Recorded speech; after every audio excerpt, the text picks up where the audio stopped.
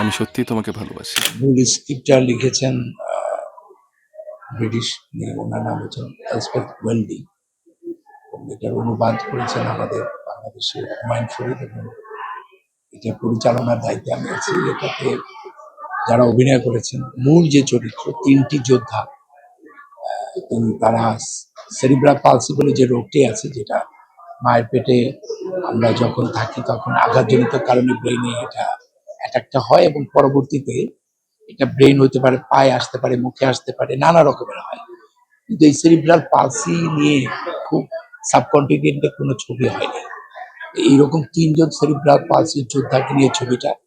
এবং সবচেয়ে মজার ব্যাপার হচ্ছে যে তিনজন সেরিব্রাল পালসি এই চরিত্র যে তিনটা সৃজন করা হয়েছে, এই তিনটা চরিত্রে অভিনয় করেছে সেরিব্রাল পালসি আক্রান্ত রোগী।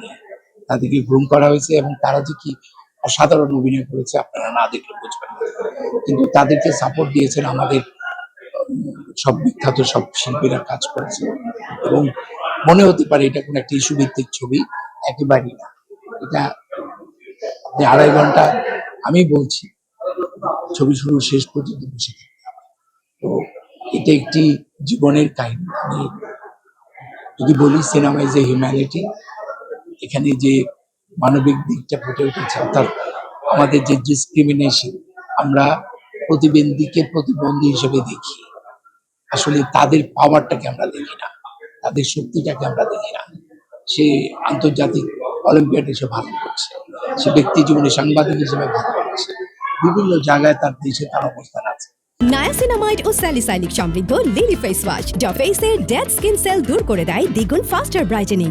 তো এখানে আমাদের একটি সমাজ চিত্র ফুটে উঠেছে এবং সেটা অবশ্যই বিনোদন নির্ভর। দর্শক এটাকে অনেক ভালো ভাবে নেবে বলে আমি বিশ্বাস করি। একটা প্রশ্ন, আপনি এই সিনেমাটা পরিচালনার কথা কেন ভেবেছেন এবং কেমন সাড়া পাবেন বলে আশা করছেন? আমি দর্শকের সাড়া, দর্শক এটা বলবে। আর আমি এই ছবিটা নির্মাণ করার একটি কারণ হচ্ছে, যেহেতু এটা আমার তৃতীয় ছবি, আমার বিষয়বস্তু আমার মনে হয়েছে যে আমার জীবনে এরকম একটি বিষয়বস্তু নিয়ে কাজ করা উচিত। আমরা আজ পর্যন্ত যত ছবি করি না কেন, সেটা কিন্তু একটা জিনিস থাকে, সেটা হচ্ছে সত্যের জয়, মিথ্যা পরাজিত হয়। তো এখানে সেই সত্যটাকে পেয়েছি, যে সত্যটাকে ঠিকভাবে এর আগে চলচ্চিত্রে ফুটিয়ে তোলা হয়। আমার মনে হয় যেহেতু একটু ভিন্ন ধারার ছবি আমি করতে চাই, ভিন্ন কন্টেন্টের ছবি করতে চাই, কন্টেন্টের দিক থেকে এই ছবিটি আমি বললাম যে এই কন্টেন্টটা নিয়ে আমাদের সাবকন্টিনেন্টে কাজ করা হয়, যে কারণে এই ছবিটি করা।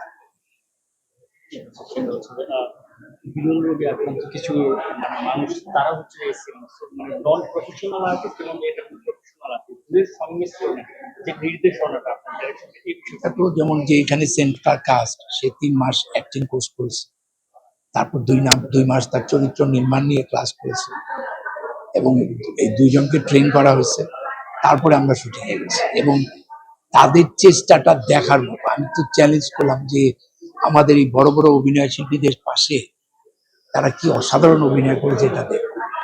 আমি বলতে চাই আমাদের প্রত্যেকের মধ্যে একটা শক্তি লুকিয়ে আছে, আমরা সেই শক্তিটা যদি প্রকাশ করতে পারি এবং তাহলে এই দেশটাও অনেক দূরে যেতে যাবে। আমি আসলে ব্যক্তিগতভাবে মনে করি যে আমাদের সৃষ্টিকর্তা আমাদেরকে যা দিয়েছেন এবং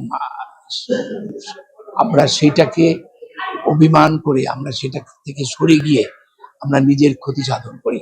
কিন্তু সেটা থেকেই যদি আমি শুরু করি, যেমন এই শুধু তাই না, কিন্তু আজকে সিআরপি প্রতিষ্ঠানটি কিন্তু একদম প্রশাসন থেকে শুরু করে বিভিন্ন ক্ষেত্রে কিন্তু আজকে এই যারা আমরা জাতিকে আমরা প্রতিবন্ধী বলি, যেটা আমরা বলতে চাই, এই ব্যক্তিত্বরা প্রতিবন্ধী ব্যক্তিত্বরা সারা বাংলাদেশ। আগামীকাল সিনেমাটা আনুষ্ঠানিকভাবে হবে এবং কতটা জায়গায় বা কোন স্থানে? আমরা এটা আসলে খুব বেশি দৌড়াদৌড়ি করিনি, কারণ আমরা যমুনায় ছবিটাই রাখতে চাই, কারণ আমাদের একটা প্ল্যান আছে যে আমরা বিভিন্ন স্কুল কলেজের ছাত্রদের নিয়ে এখানে এসে দেখাবো। সো এটা এমন হতে পারে 2 মাস একটানা চলবে। আমরা যমুনাকে ছেড়ে দিয়েছি, দে উইল রান ইট।